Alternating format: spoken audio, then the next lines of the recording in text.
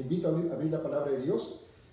Vamos a este pasaje muy, pero muy conocido del texto bíblico. Se encuentra en Mateo capítulo 11, 28 al 30. Y normalmente es un desafío para los pastores cada mañana que tienen que entregar el mensaje de Dios. Tienen dos alternativas: o buscan un texto no muy conocido, algo rebuscado de Habacuc, que despierta el interés, o algo por ahí no muy frecuentemente predicado de Segunda de Crónicas, bueno, qué sé yo.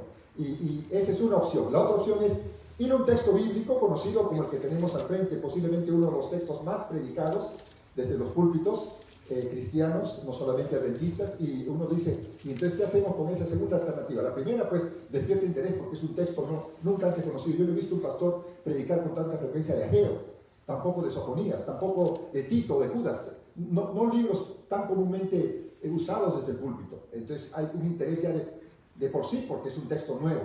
Pero cuando es un texto conocido, ¿cuál sería el desafío? El desafío es, con la gracia de Dios, buscarle tal vez un ángulo, un énfasis de reflexión diferente, y ojalá que desde la palabra de Dios, no desde el ingenio del Pastor Sam, podamos servirnos y alimentarnos, tener nuestro buen almuerzo espiritual antes de gozarnos de nuestro almuerzo material. ¿Está bien? Vamos a leer el texto de Dios, una pequeña oración y vamos a la obra.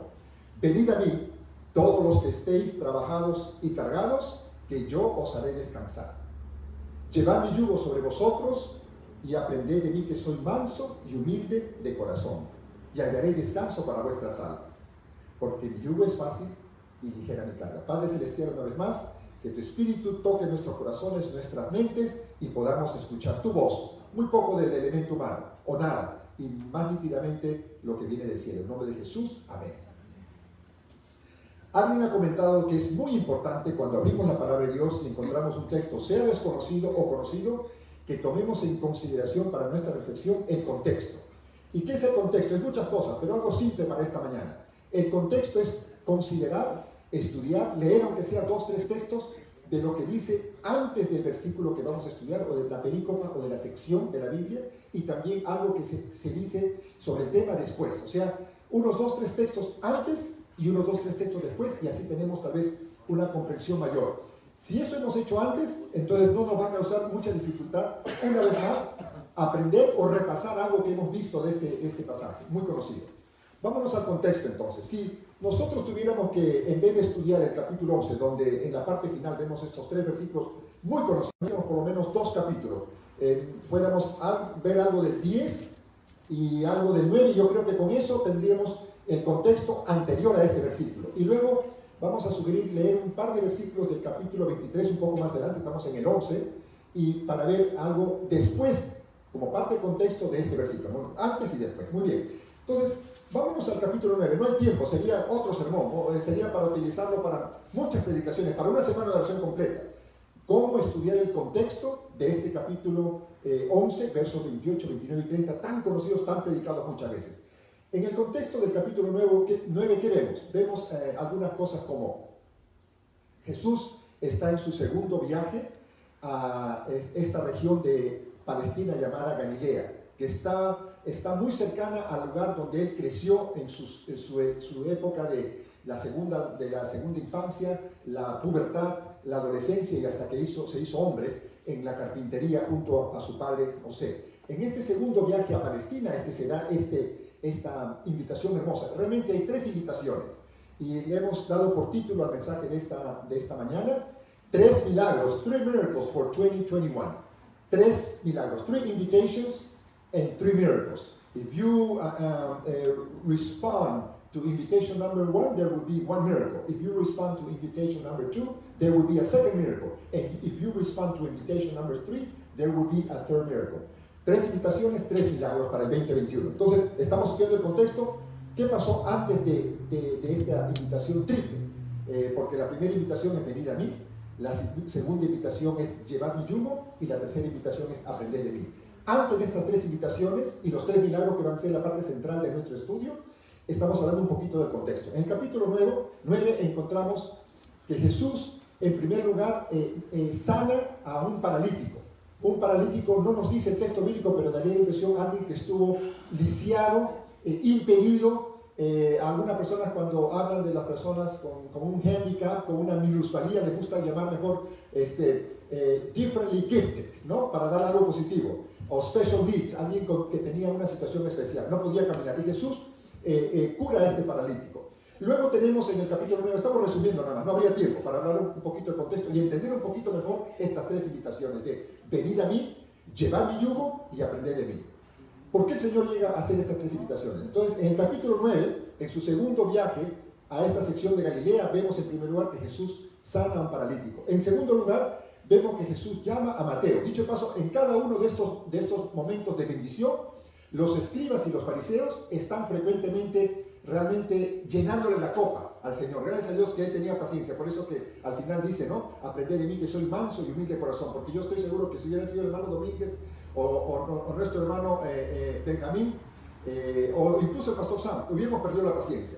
Le dicen a Jesús, ¿cómo te atreves a curarlo? O bueno, en todo caso, ¿cómo te atreves a perdonarlo? Eso solamente hace Dios. Luego vemos la invitación al ministerio a Mateo. Y ahí viene una segunda queja de los publicanos. ¿Por qué es que tus discípulos no ayunan? ¿No? ¿Por qué perdonas? ¿Por qué no ayunan?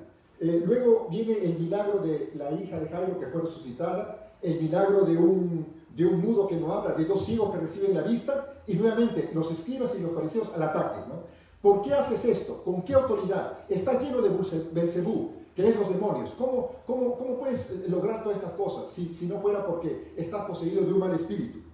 Y el Señor termina con una experiencia, yo creo que una mezcla de nostalgia y de compasión grande, porque dice ahí al final del capítulo 9, en el 35 y 36, recorría Jesús todas las ciudades. Algunos comentaristas han dicho que esta es una hipérbole, una exageración, porque había más de 130 pequeños pueblecillos y aldeas y ciudades, y que haya recorrido todas, casi imposible. Pero recuerden, Jesús era el Hijo de Dios, aunque era completamente hombre. Podría ser que haya recorrido todo, porque cuando Jesús hace algo, lo hace muy bien.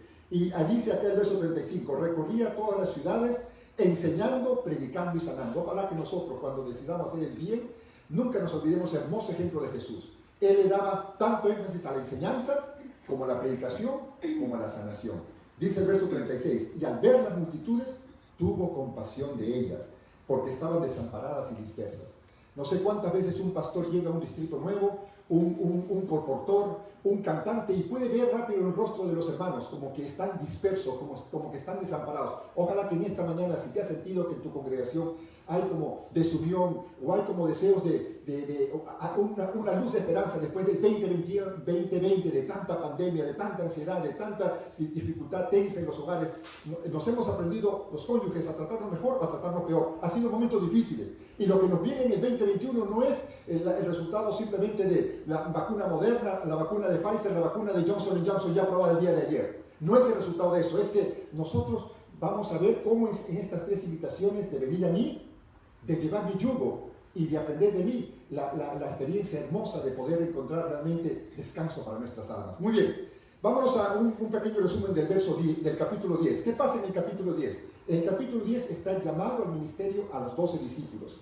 Y en resumen podríamos decir que una de las advertencias más hermosas que da el Señor Jesús sobre la persecución es que el Señor le dice a los discípulos, a los 12 discípulos y a los discípulos de todas las épocas, 10:39, el que haya su vida la perderá, y el que pierda su vida a causa de mí la hallará. Si nosotros estamos viviendo después de 2000 años en el tiempo donde tenemos fariseos y escribas en nuestro entorno, en nuestras iglesias, que están buscando que hagamos de la religión solamente una experiencia de ritos y reglas y no de relación íntima con Jesús, ¿saben qué? Vamos a estar todos los sábados viniendo a una experiencia de llevar una carga, una mochila muy pesada, no solamente de la angustia que ya sabemos que el 60% de las familias hispanas en Los Ángeles, o el papá o la mamá, o perdieron el trabajo por completo, o se les redujo sus horas. Entonces hay ansiedad económica, hay ansiedad de salud, hay ansiedad de las relaciones que se han vuelto tirantes.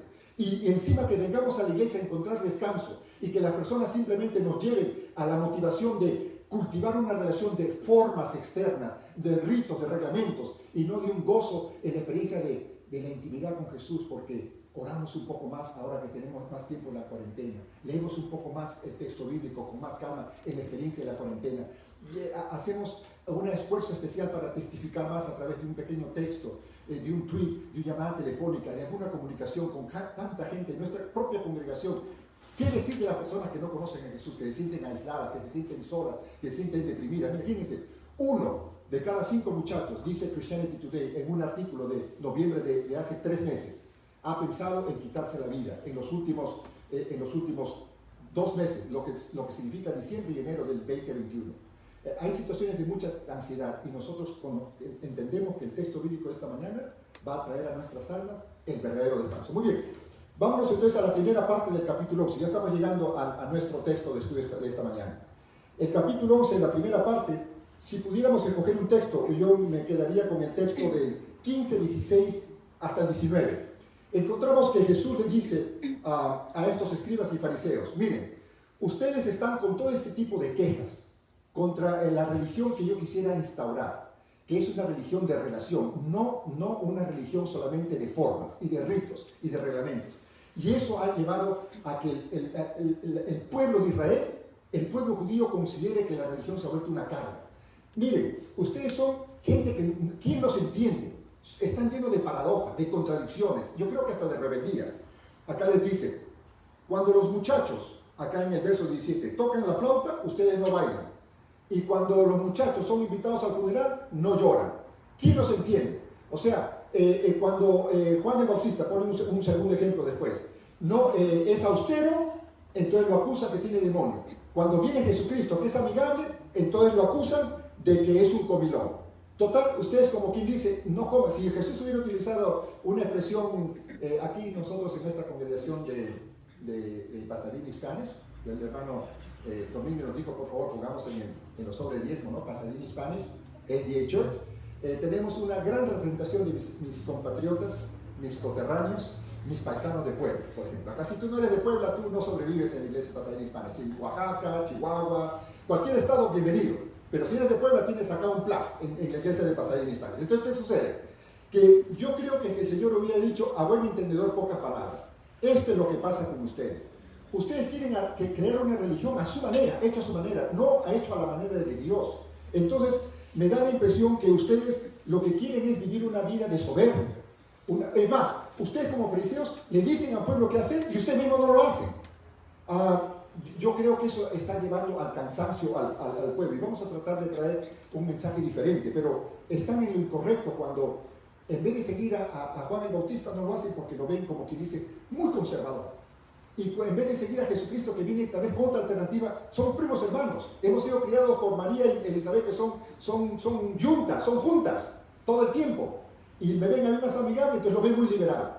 ¿Y quién los entiende ustedes? Realmente la verdad ustedes no quieren seguir ninguna religión, quieren seguir la religión de sus propios caprichos. Esa es la verdad. Así le hubiera hablado Jesús a los fariseos. A buen entender pocas palabras y ustedes no tienen perdón. Pero en fin, como el Señor era un hombre, era un maestro lleno de misericordia, él aún con los escribas y con los fariseos, puede ser con tu corazón y mi corazón, tiene paciencia para llevarnos ahora al verso 28. Muy bien, el contexto no solamente es antes, el contexto también es después. Así que los invito un segundito para ir al capítulo 23 de Mateo, para ver lo que se escribe sobre este texto de las 3 invitaciones de Mateo 11, 28, 29 y 30, pero después. Voy a poner el texto del 13, 4 y 5 nada más, bien rápido. Así que todo lo que os digan que guardéis, guardadlo y hacedlo, mas no hagáis conforme a sus obras, porque dicen y no hacen. Jesús está hablando de los escribas y los fariseos. Porque atan cargas pesadas y difíciles de llevar, y las ponen sobre los hombros de los hombres. ¿Para qué? Salto a la parte final del 5. Para ser vistos por los hombres. Y después el 6. Aman los primeros asientos. Y el 7. Y las salutaciones en las plazas. Y quieren que los llamen maestros. Y termina el 8. No se llamen maestros. Eso sería una linda manera de empezar un taller de escuela sabática. Un día diciéndole a los maestros, regañándolos. ¿Por qué usted se llama maestro de escuela sabática? Según Jesucristo, acá no hay ni un maestro. El único maestro es Cristo Jesús. Es una manera de broma, ¿no? Como para decir, no busquen títulos, no busquen sentarse en la primera banca. Siempre creo que nos han autorizado hasta 10 personas para hacer las grabaciones virtuales, ¿no? Las primeras personas que están acá pues llevando la señal en vivo, y es una gratitud a Dios que uno siente, pero ellos están exonerados de esta llamada de atención del Señor Jesús. Y yo no creo que cuando dice acá, no se sienten en las primeras bancas, no está diciendo no vengan temprano a la iglesia. los más consagrados son los que llegan cuando ya falta 5 minutos para que cierre o termine la clase sabática o termine el culto divino. No está diciendo eso el Señor. Hay que entender bien, el espíritu es, no hagan cosas solamente para ser vistos por los hombres. Eso es lo que está diciendo el texto. Muy bien, en ese contexto, ahora podemos creo que entender un poquito mejor por qué el Señor dice, hay mucha carga emocional de querer hacer una búsqueda del camino de la salvación a través del esfuerzo humano. Hay mucha carga. Es más, las propias peleas más grandes no son con los ateos, que dicen no existe Dios. No son con los agnósticos que dicen existe Dios, pero no me importa, no es importante mi agenda de la vida. Sino con los propios hermanos, con los propios pastores, con los propios dirigentes de la conferencia, de la unión, de la acción general, que no han sido, están convencidos del mensaje de Dios, pero no tienen el corazón convertido. Es un mensaje duro, pero es real. Entonces, yo los quiero invitar a que busquemos temperancia en nuestro estudio de la palabra de Dios. Porque no es ser austeros, como ustedes lo han descrito a Juan el Bautista como alguien que todo el tiempo se aleja de las comilonas. No es eso, no entiendan mal. Pero tampoco es estar lleno de comilonas como quisieron ponerme, dice Jesús, ese rótulo, ese ego. Porque yo como con los pecadores y publicanos, yo soy un liberal. Y como Juan el Bautista siempre anda predicando del arrepentimiento y no habla de otro tema, como cuando a veces escuchamos hermanos que todo el tiempo quieren hablar de profecía y todo el tiempo quieren hablar de algunos asuntos que a veces no queremos digerir con tanto cariño, entonces tuitamos a los hermanos de esto o lo otro. ¿Saben qué, hermanos? No hay ninguna cosa en Jesucristo que es ni para la derecha ni para la izquierda, ni republicano ni demócrata, ni liberal ni conservador. En la relación íntima con Jesús es mucho más que ese tipo de rótulos que nosotros nos hemos colocado para maltratarnos y ofendernos. Ojalá que en el nombre del Señor, en el 2021 eso pare y que podamos encontrarnos con Jesús. No mirar al pastor, no mirar al primer anciano. Si ellos hablan la palabra de Dios, como dice Hebreos 13, 7 y 17, gloria a Dios. Pero si no, puesto los ojos en Jesús, el autor y consumador de nuestra fe. Venid a mí, es la primera invitación. Venid a mí. Miren esta pequeña historia que va a ilustrar esto de venir a mí. ¿Qué es lo que significa estar cargado y trabajado? Joseph Force Crater. No sé si algunos de los que decía mi esposa no he visto todavía los niños. Llegamos exactamente hace un año a esta hermosa congregación de Pasadena Hispanic y tuvimos la alegría de estar juntos el 7 de marzo del 2020. Y de ahí, ojo que no ve, corazón que no siente. No hemos tenido el privilegio de vernos. Y soñamos, suspiramos con el día. De repente pronto ya para abril, para mayo, la conferencia nos da la sorpresa. Recuerden, los templos han estado cerrados, pero la iglesia siempre ha estado abierta porque la iglesia eres tú y yo.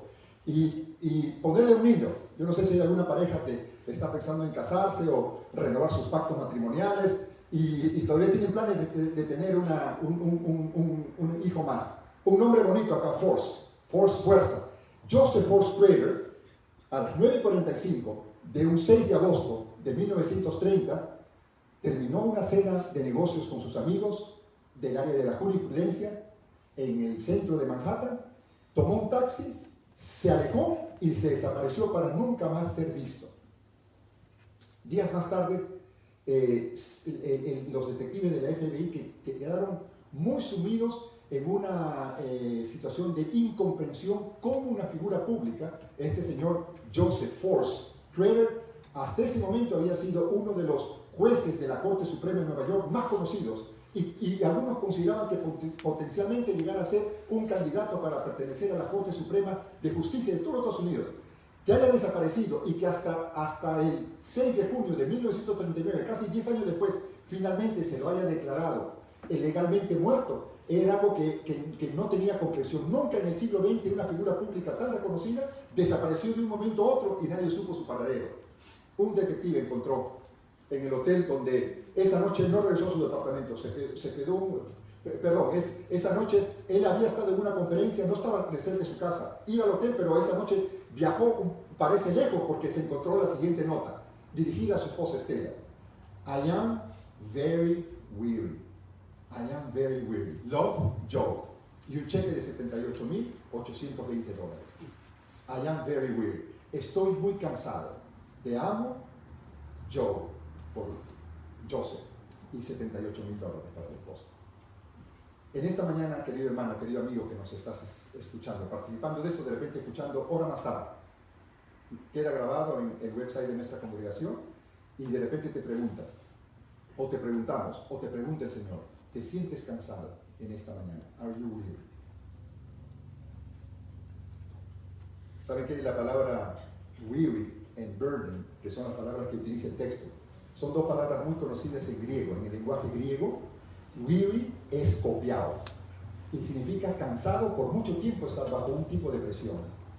Y fortizo, que es cargado, que es burden, es la palabra que le describe no cansancio por hacer algo durante mucho tiempo, sino cansancio por hacer algo que pesa mucho. Así que si queremos nosotros entender un poquito mejor el texto, tenemos que gozarnos en pensar que Mateo tuvo una elegancia hermosa para describir la diferencia entre un cansancio que tiene que ver con hacer mucho tiempo algo que nos trae angustia, como vamos al Salmo 13 y con frecuencia pregunta David, ¿hasta cuándo, Señor?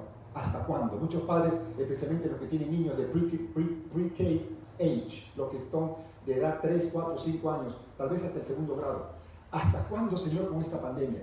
¿Hasta cuándo con el bendito Zoom? ¿No ves que hay una depresión terrible? La Organización Mundial de la Salud ha encontrado, no sé cómo lo han hecho, ¿no? Porque en la China son 1.5 billones de habitantes, o sea, como 5 veces Estados Unidos, o más, 7 veces Estados Unidos. Se ha visto que en noviembre de este año que acaba de fenecer, 2020, la mitad de la población china está llena de angustia y de depresión. La mitad. O sea, 750 millones, 2 veces la población de Estados Unidos.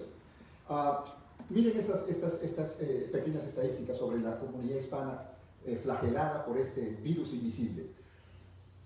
16 personas de cada 100.000 han sido contagiadas y son de origen blanco. 20 personas de cada 100.000 son de origen asiático y han sido contagiados. 23 de cada 100.000 son de origen afroamericano y han sido contagiados. ¿Saben cuántos de origen hispano han sido contagiados por cada 100.000? 3 veces más que los blancos. 48 personas por cada 100.000. Estamos hablando de estadísticas del condado de Los Ángeles. 48 personas por cada 100.000 han sido contagiados. El triple que la comunidad blanca. ¿Cómo no vamos a tener cansancio de todo tipo, cansados y trabajados? Miren el trabajo. Algún momento se pensó que íbamos a llegar a niveles tan terribles como el de la depresión de 1930. No se llegó a ese nivel, que era 22% de desempleo, 1 de cada 5, pero se llegó a 15%. Menos de ese nivel, a nivel nacional, tanto los asiáticos como los blancos perdieron el trabajo. 14% en estas épocas, especialmente la peor, que fue más o menos por el mes de julio. 14% de los blancos y 14% de los asiáticos perdieron el empleo en esta pandemia. Pero los afroamericanos perdieron el 16%, o sea, 2% más que los blancos y los asiáticos. Y los hispanos, casi el 20%. ¿Cómo no vamos a estar, pastor, angustiados en esta mañana? Ya les dije, ¿no? Los dos grupos de la generación Z. El primer grupo son los muchachos de 13 y 17 años, los que están en high school. Y el segundo grupo son los de 18 a 23, los que están en college. ¿Saben cuál ha sido la angustia mayor de estos muchachos de la generación Z?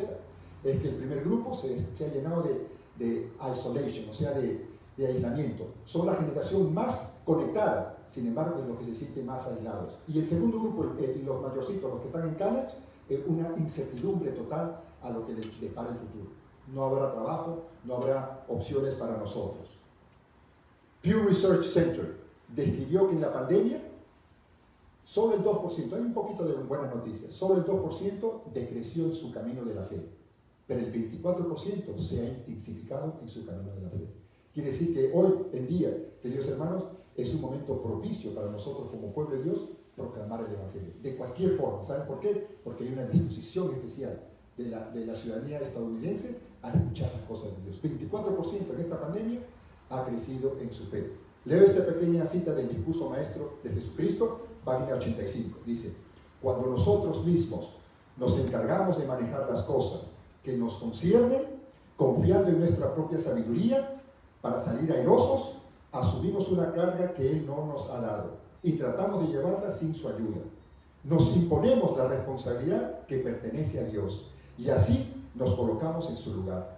Con razón podemos entonces sentir ansiedad y esperar peligros y pérdidas que seguramente nos sobrevendrán. Cuando creamos realmente que Dios nos ama y quiere ayudarnos, dejaremos de acongojarnos por el futuro. Confiaremos en Dios así como un niño confía en un padre amante. Entonces desaparecerán todos nuestros tormentos y dificultades, porque nuestra voluntad quedará absorbida por la voluntad de Dios. Primera invitación. Estamos regresando al texto bíblico, a la parte central y final del mensaje esta mañana. Venid a mí. Nosotros, si pudiéramos hacerlo más emocionante todavía, con un énfasis mayor, podríamos cambiar, en vez de venir a mí, pondríamos a Jesús en primer lugar, a mí venir. No es la vacuna, aunque si la conciencia, por prudencia, nos lleva a tomar esa determinación, hermanos, ustedes tienen todo el apoyo. Hay una declaración hermosa de fecha 20 de diciembre, de parte de la Acción General, para que el pueblo adventista, los 25 millones que somos de la familia de este remanente, puedan sentirse que de parte de la iglesia se dice, si eso es lo que dice tu conciencia, hay mucha fundamentación científica para apoyar el que no sea vacunado y así no solamente considere protegerse a sí mismo, como le pasó a Ellen G. White, cuando estuvo en una situación de epidemia en 1890 en Melbourne, Australia, y ella se vacunó porque era considerada con su persona y con las personas de su entorno. Nosotros recibimos de la Acción General, del Departamento de Salud Pública, Farmacología, de la Universidad de Loma Linda, el Centro de Fideicomiso de la Ellen G. White, y todo lo que la Iglesia Adventista puede hacer para decirle a la Iglesia Adventista Mundial, ¿tienen preguntas sobre la vacuna? Oren al Señor, pero desde el punto de vista de la salud, es un buen caminar prudente. A la misma vez, también hay una recomendación para buscar nuevamente regresar a la palabra de Dios, estudiar con más ahínco el Espíritu de Profecía y ver cómo todos los elementos de esos 8 remedios de la salud es una de las mejores estrategias para poder fortalecer nuestro sistema inmunológico. Tan bueno como una vacuna, y si el hermano decide después de oración seguir ese caminar, también recibe la bendición y el apoyo de su iglesia a nivel mundial. Hay una declaración hermosa que ustedes pueden leerla y pueden meditar en ella y se van a sentir que hacen la voluntad de Dios manteniendo un nivel de temperancia frente a una opción o la otra opción. Primera invitación, venid a mí entonces. Significa que nosotros tenemos que hacer algo, no es venir a mí, mirar a Jesús. ¿Qué pasó con Lucas el capítulo 15? La historia muy conocida. El hijo pródigo en un momento dado se dio cuenta que más negro no podía ser su túnel. Y dijo, me levantaré e iré a mi padre. Y le voy a pedir perdón, voy a hablar las cosas como son. He pecado contra el cielo en primer lugar y contra ti. No soy digno de ser tu hijo, hazme como menos tu jornalero.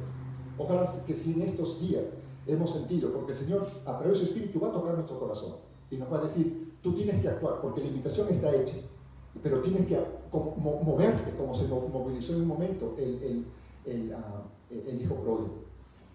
2 capítulos después del capítulo 15 de Lucas, donde está esta historia tan conocida, está la historia un poquito menos conocida, pero también favorita de las historias de los niños. Le agradezco a mi esposa por la historia de hace unos minutos. En el capítulo 17 de Lucas nos encontramos, de los 10 leprosos, hay uno que tiene una actitud bastante interesante. Dice que los 10 estaban pidiendo misericordia. Qué interesante que cuando a veces nosotros estamos mal de salud, en el fondo de nuestro corazón estamos pidiendo sanidad. Pero la sanidad es mucho más que simplemente el restablecimiento de nuestro cuerpo que está lacerado. Es también un poquito más de tranquilidad en nuestra alma y nuestra conciencia. Por eso que cuando en el Salmo 103 dice el Señor, y yo soy quien cosa, que perdona todas tus iniquidades y el que sana todas tus dolencias. Nunca te olvides, no confundamos las cosas. Si tenemos que ir al médico, vamos al médico. Hay momento para la oración y hay momento para ir al médico. Y las dos cosas vienen de Dios. Pero cuando hay un perdón de los pecados, es prácticamente seguro que el resto de la sanidad va a llegar. Y aquí en la historia del leproso de Lucas 17 se ve que dice que él escuchó la invitación de Dios. ¿Para qué? Para obedecer. Y dice que mientras iba al sacerdote a quien se lo envió, dice que él fue limpiado.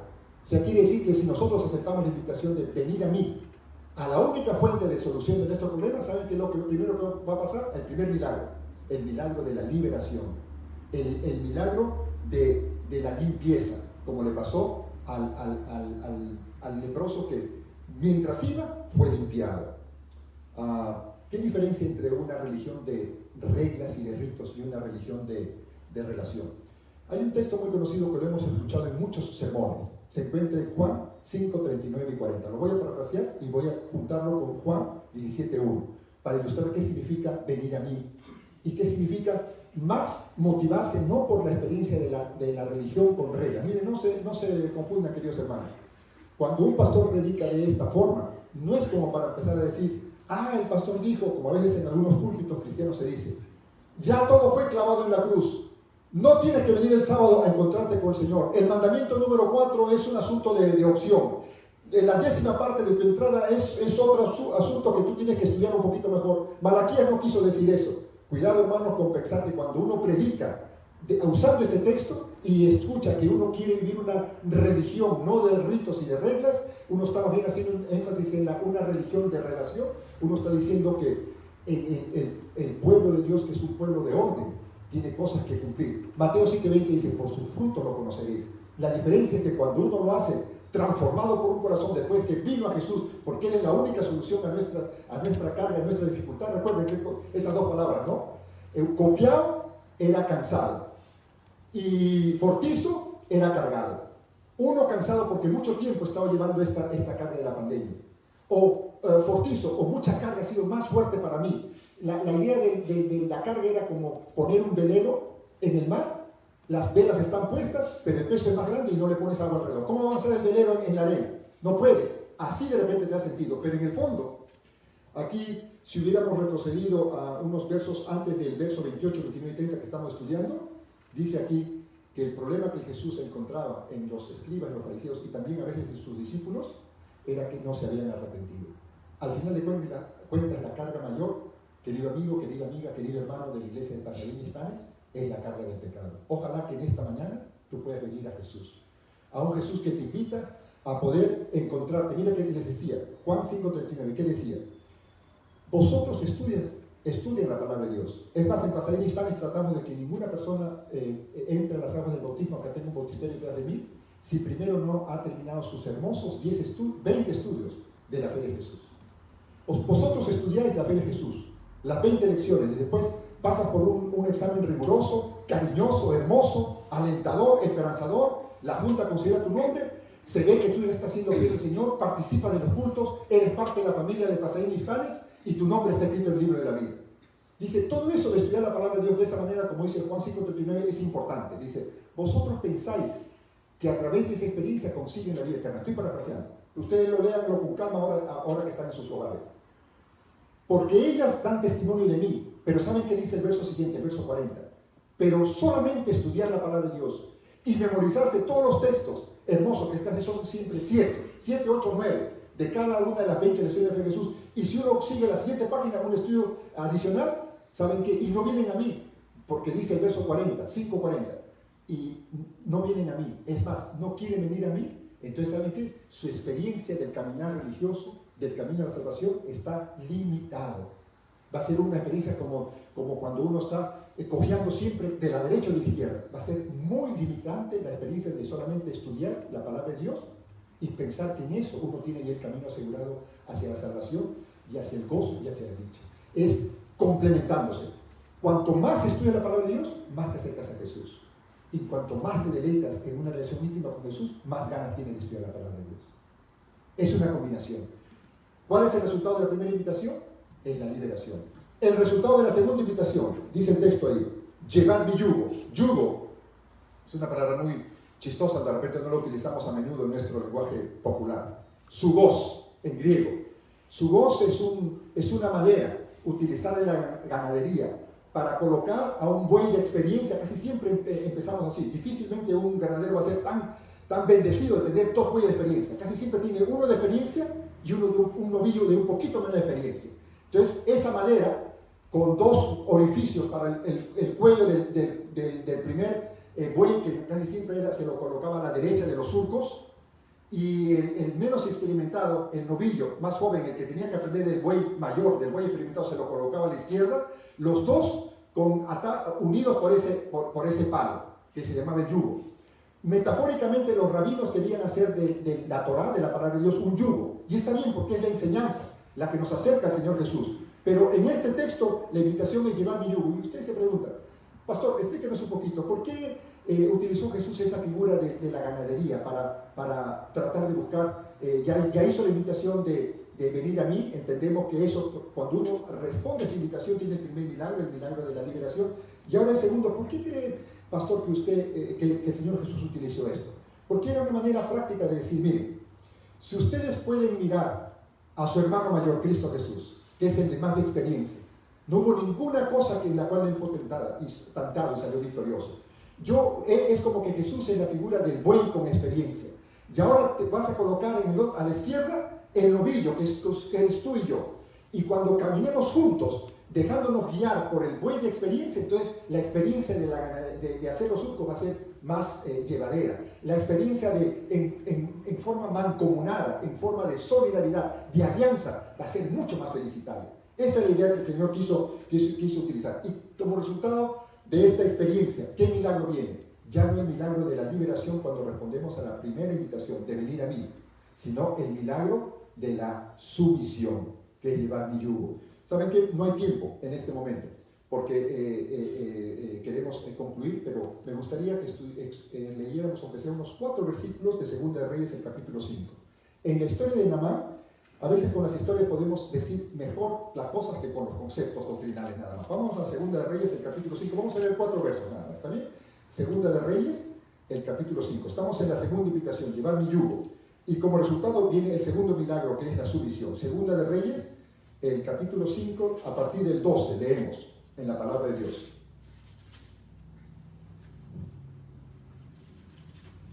Este capitán sirio está con lepra y dice el 12: Abana y Farfán, ríos de Damasco, ¿no son mejores que todas las aguas de Israel? Si me lavaren uno de ellos, ¿no seré también limpio? Y se volvió y se fue enojado. No quería someterse nada más. A pesar que le habían dicho, tiene que llevar Naamán tu yugo si quiere ser sanado de la lepra. Mas sus criados se le acercaron y le dijeron: Padre mío, el profeta te manda, haz lo que él te manda, para si quieres ser limpiado. 14. Él entonces descendió y se zambulló una vez, no, y llevó el yugo, se sometió 7 veces en el río Jordán, que era más sucio que el Abana y el Farfán, que era lo que Dios le pedía para que él encuentre la sanidad, que no era de su voluntad. ¿Y qué pasó? Conforme a la palabra del varón de Dios, y su carne se volvió como la carne de un niño y quedó limpio. Y el 15, y volvió al varón de Dios, él y toda su compañía, y se puso delante de él y dijo: He aquí, ahora conozco que no hay Dios en toda la tierra, sino en Israel. Espero que cuando tengas alguna situación especial, donde consultes a Dios, y tú veas que es la voluntad de Dios, que es dejándonos a través del Espíritu Santo, que hoy representa a Jesucristo como nuestro hermano mayor, que ya está colocado en el orificio del yugo donde va el buey de experiencia. Y entonces a ti, como él es el novillo o novilla, si eres dama que está escuchando este mensaje, te colocas, te sometes. En el segundo milagro, después de la liberación viene la sumisión, entonces tu vida va a ser tan hermosa como la que tuvo David. Dice Hechos 13:22, era su corazón según la voluntad de Dios. ¿Y qué es la definición de hacer la voluntad de Dios? Dice que hacía lo que Dios quería. Ojalá que tú puedas encontrar en este segundo milagro, después de responder a la segunda invitación, algo que llene de bendición tu vida. Primera invitación, venir a mí. Primer milagro, milagro de la liberación. Segunda invitación, llevar mi yugo. Segundo milagro, el milagro de la sumisión. Y tercera y última invitación, aprender de mí. ¿Para qué? ¿Para conseguir qué? Para conseguir el milagro tercero, el milagro de la transformación. Es interesante que esa palabra en griego para aprender es mantano, de donde viene la palabra matetes, que significa discípulo. ¿Y saben qué? Es la diferencia entre aprender teóricamente, como hacían los griegos. Había 2 formas de aprender: a través de un maestro que va a la pizarra, coloca todas las notas, o un maestro que va a la computadora y le manda a los muchachos la información. Ellos tienen que ir al website de la clase, tienen que comunicarse por Zoom, tienen que hacer toda la tarea, y al final del semestre el alumno saca 100 en el examen y se ve bien el maestro y luce bien el alumno. Y ambos, básicamente la experiencia fue que toda la información que tenía el maestro la colocó en la cabeza de su alumno. Y el alumno repitió, avanzó, progresó, a veces como un loro sin entender mucho, pero repitió y sacó 100. ¿Y saben cuál fue el resultado? Saca buena nota el maestro y saca buena nota el alumno. Ese es el modelo griego. Y parte de lo que acá dice aprender de mí, hay que aprender algunas cosas, como les dije, las 20 lecciones de la fe de Jesús nos enseñan las doctrinas fundamentales. Cuando el catecúmeno levanta la mano y dice, por la gracia de Dios, ¿no? Hay diferentes formas de hacerlo, ¿no? Creo en que Jesús perdona mis pecados, creo que Jesús vuelve por mí, creo que tengo que apoyar a la iglesia con el 10% de mi entrada, creo que el Señor tiene que estar como en primer lugar en mi vida, porque eso dice el primer mandamiento y los primeros 4, y luego los otros 6 hablan de mi relación con mi prójimo. Esas son cosas que tienes que aprender, tienes que memorizar, tienes que reflexionar. Hay un aprendizaje académico, mental. Pero ¿saben qué? El aprendizaje que Jesús está dando acá no es solamente uno así, de investigación, es uno de vida. En la experiencia del maestro hebreo, el alumno, ¿sabe cómo aprendía? Aprendía en los campos, aprendía los milagros, aprendía en la cocina, aprendía en el baño, aprendía en la vida. Y de ese aprender está hablando Jesús. Cuando eso se logra, entonces se logra el tercer milagro, el milagro de la transformación. Yo tengo un pequeño ejemplo para concluir, es el ejemplo de Marta. Marta, en la historia del capítulo 10 de Lucas, donde también tenemos la historia hermosa del buen samaritano, se la ve que está quejándose, porque dice, deseó a toda la gente, página 494, que Marta era una mujer, casi dije una mujer como esposa, que bueno que no lo dije así, porque no es bueno utilizar ejemplos de la esposa, mejor utilizar un ejemplo de la imaginación bíblica. Muy bien, mujeres que le gusta hacer todo bien, eso es algo bueno, y dice el Espíritu que decía que era una mujer enérgica. Marta era una mujer enérgica. Ustedes no escuchan con frecuencia el sermón de Marta, así que les va a gustar estos últimos 2 minutos del sermón de esta mañana. Marta era una mujer, dice el Espíritu decía, enérgica. Era una mujer exigente. Era una mujer que buscaba la excelencia. Pero era una mujer que dice ahí, Marta, Marta, afanada y turbada estás. Ese verbo para afanada es merignao, parecido al verbo copiado, que está llevando una carga, o el verbo fortizo, los verbos que hablamos al comienzo, cansado y trabajado. Estás turbada. La turbación es una ansiedad interna, porque quiero hacer bien las cosas, quiero cocinar algo rico para que cuando mi marido venga diga, esto está mejor que el mejor Olive Garden del mundo, esto está mejor que el mejor restaurante salvadoreño de Los Ángeles, esto está mejor que el restaurante mexicano de East LA, está mejor que lo mejor. Y la cosa se pone una exigencia tan grande, interior, que nadie la ve. Así tenía Marta sus exigencias para las cosas de la casa y para todo lo que hacía en la vida, que ella estaba llenándose de ansiedad y llenando de ansiedad a los de su alrededor. María no. María ya había experimentado todas esas angustias y un día, después de estar, dice, con 7 espíritus inmundos y habiendo vivido una vida de promiscuidad, ella se doblegó, consiguió la liberación porque escuchó la invitación de venir a mí. Se sometió al yugo de su maestro. ¿Y qué cosa? Ella pudo someterse y después ahora ella había sido transformada. Y por eso que cada vez que aparece en un cuadro en Betania, que es la casa de la necesidad más grande de María ya se había resuelto. El perdón y cultivar la relación íntima con Jesús. Y por eso ella siempre estaba sentada a los pies de Jesús. Pero Marta no. Jesús, ¿cómo tú me ves tan ocupada y no mandas a María que me ayude a poner la mesa? Llegas tú y ella rápido al estudio bíblico, rápido a escuchar la predicación. Y yo parece que soy una persona que no ama las cosas de la salvación. Las amo muy bien, pero quiero que la casa esté limpia, quiero que la mesa esté puesta, quiero que todo esté en orden. ¿Por qué no la mandas a María, Marta? Afanosa estás, muchas cosas buenas. No estás metido en la droga, no estás metido con otros hombres, está por acabar tu cable, cosas buenas. Pero María escogió la mejor parte. Y esa no le será quitada. Y el capítulo 11, en más de una oportunidad vemos que Marta todavía no había experimentado la experiencia de la transformación. Había aceptado la invitación de venir a Jesús y de repente se había sentido parcialmente liberada. Había aceptado la segunda invitación de llevar el yugo y más o menos estaba sometiendo, pero le faltaba la invitación número 3, que es aprender de mí. Y Jesús continuó trabajando en ella. Es hermoso que uno lea el capítulo 11 de Juan y se da cuenta que la que aparece en primera escena es Marta. Se habla de que esta es la ciudad de Marta y que Marta es la primera que llega al Señor Jesús. 2 veces viene con la misma cantalera. Si hubiera llegado 3 días antes, mi hermano no hubiera muerto. Y dice el texto ahí que Jesús no solamente amaba a Lázaro, quien enfermó y luego murió. Amaba a Marta. Y luego es Marta la que tiene que responderle la pregunta: ¿crees tú en esto, que el que cree en mí, aunque esté muerto, volverá a vivir? Sí, yo sé en Jesús, pero en la resurrección. Ahora ha vuelto tarde. Y encima quieres que saquen la piedra, muevan la piedra del sepulcro. ¡Hiere! Esta es Marta, esta no es María. Obviamente Lázaro está muerto. Para la definición de cristiano es el que duerme. Y nos encontramos con la escena tercera de la vida de Marta. La escena tercera se encuentra en Juan, el capítulo 12 y el verso 2. Ahora, al igual que María, dice que Marta está sirviendo y a los pies de Jesús. Vean este versículo. O sea, quiere decir que cuando uno acepta la invitación para venir a mí, uno encuentra liberación.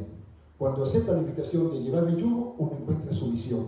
Y cuando encuentra, como Marta, la invitación para aprender de mí, uno encuentra la transformación, porque ella fue transformada. ¿Transformada en qué? En que el Señor dice, mi yugo es fácil y ligera mi carga. ¿Saben qué significa eso? Fácil y ligero. Significa no es gravoso.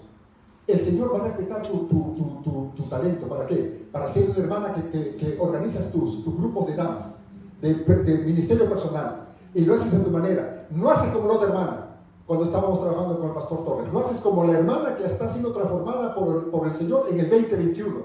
Y el Señor sabe de tus talentos. Tú de repente no eres muy buena para una cosa, pero eres buena para otra. Marta continúa, ahí dice el texto, Juan 12:2, continúa sirviendo, porque ese era lo de Marta, pero a los pies de Jesús. Transformada significa que llevas el yugo de una manera no gravosa, es un deleite. ¿Sabe qué? Salmos, el capítulo 37 y el verso 4 dice que yo me deleito en el Señor. Y cuando me deleito en el Señor, entonces las cosas de mi corazón las puedo implementar por la gracia de Dios. Encomienda a Jehová tu camino, confía en Él y Él hará. El Salmo 37 es el único salmo, o el salmo de toda la Biblia, o la porción de la Biblia que tiene más veces la palabra heredarán la tierra tendrán la tierra por heredad. Termina el texto de nuestra mañana que dice: aprended de mí que soy manso y humilde de corazón. ¿Por qué tenemos que ser manso y humilde de corazón? Para sentirnos que pasamos el examen final de la transformación. Porque es la invitación que el Señor nos dijo al comienzo y al final de su ministerio. Pues nos dijo: venid a mí, Mateo 24:34. Benditos de mi Padre, y heredad la tierra que ha sido preparada por vosotros desde antes de la fundación del mundo. Que el Señor nos ayude a poder encontrar la paz, la seguridad, porque al final de cuentas este descanso, ¿saben qué significa? Este descanso significa, es la última palabra que les quiero compartir, les dije muchas, pero es una palabra importante que les quiero compartir: anapusim. Anapusim es lo mismo que shalom. Venid a mí todos los que estáis trabajados y cargados, que yo os haré descansar. Ese descanso es igual que la palabra shalom. Significa gozo, significa paz, significa perdón, significa salvación. E inclusive significa prosperidad material. Ojalá que en el 2021, lo que queda, se fue mañana el mes de febrero y nos quedan 10 meses más, podamos encontrar descanso verdadero en Cristo Jesús. Agradecemos que al final de nuestro servicio tendremos una melodía más por nuestro hermano Benjamín Gómez. Que el Señor nos bendiga. Vamos a hacer una pequeña plegaria ahora y luego la melodía final es como si fuera una segunda oración, una oración cantada. Padre Celestial, te agradezco por la forma de habernos permitido a través de tu Espíritu repasar este texto muy conocido, y que si por tu gracia podemos ahora participar de nuestros alimentos o escuchar este mensaje en otro momento, podamos sentirnos agradecidos por esta triple invitación. Venir a mí, que nos lleva a la liberación. Llevar mi yugo, que nos da la posibilidad de la sumisión.